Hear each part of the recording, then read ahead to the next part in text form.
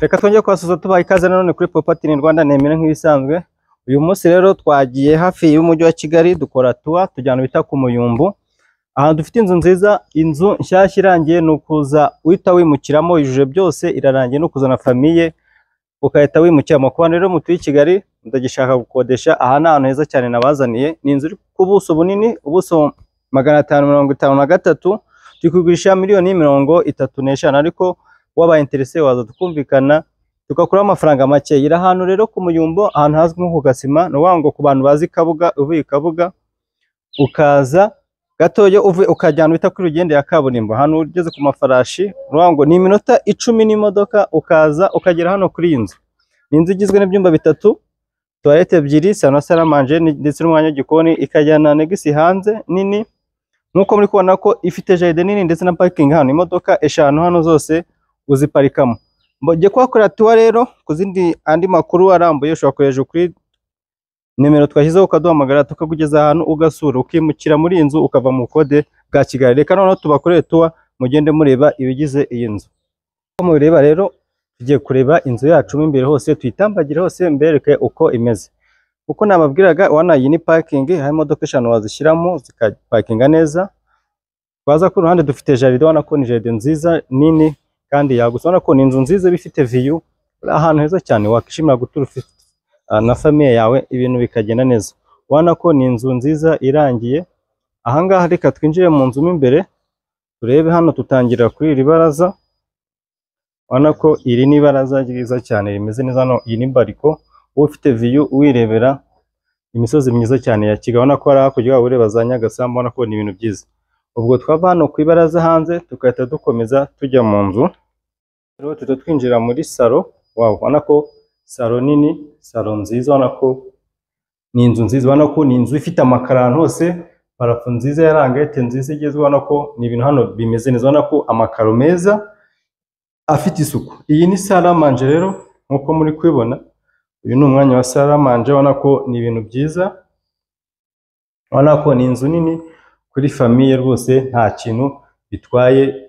Hano hano hisanzuye gikoni, ndetse tuva mu gikoni turebe n'ibindi byumba. Ubwo tuvuye hano rero tuza tukajya mu gikoni, wana ko uyu ni umwanya w'igikoni, uko muri kwibona ni ahantu, wana ko igikoni cyacu ni iki ngiki, wana ko ushobora kuza nuko giteguye, wana gifite aho kogereza, wana ko ni ibintu byiza. Iyi ni inzu nibwo bakimara kuvamo, ariko wana ko ni inzu nziza cyane ushobora kuza ukimukiramo.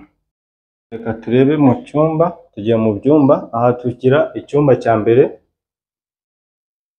gifite douche na toilette, ariko ibyumba bibiri hano bisangira douche na toilette. Wana iki cyumba kiraza kigakoresha iyi douche na toilette yahangaho.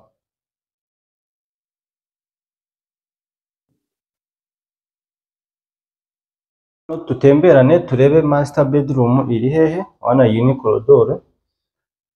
Master bedroom nayo tuyifite ahangaha, ni icyumba kiri self contained cyihariye nkuko mukubona.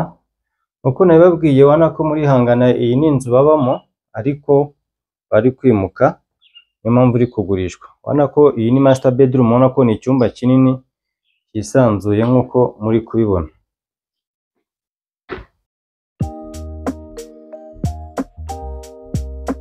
Iyi master bedroom rero ifite icyumba cyihariye, cyangwa se tuvuga nk'icyumba cya nyirugo, gifite toilette kirihariye. Iyi ni toilette y'iyi master bedroom, cyangwa se icyumba cya nyirugo. Wana ko ni toilette nziza nkuko kwibona. Nkuko nababwiye, iyi ni inzu irangiye, ahantu hose hari amakaro, wana ko iyi ni miruwari.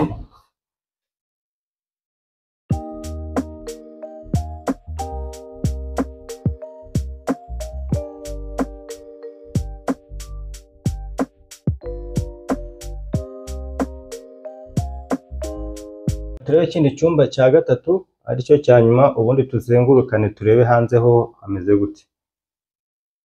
Hano dufite icyumba cya gatatu rero, kikaba gisangiye n'ikindi cyumba twabonye bwa mbere, bisangiye douche na toilette, ari ibyumba bibiri. Wana ko nacyo ni icyumba kinini, wana ko ni icyumba cyiza kimeze neza. Ubwo kiraza kikasharinga n'ikindi cyumba twabonye kuri iyi dushe na toilette biri hano, ubwo bisangiye ari ibyumba bibiri.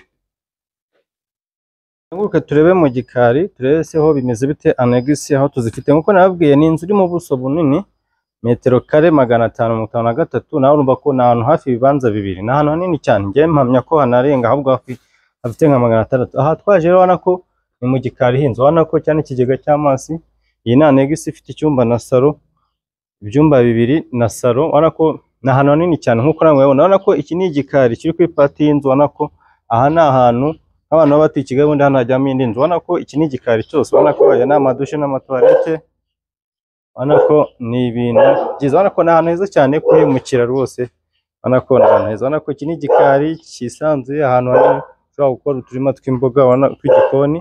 Nkuko muri kubona ko ni ahantu hanini cyane hagutse pe mu buryo bushoboka.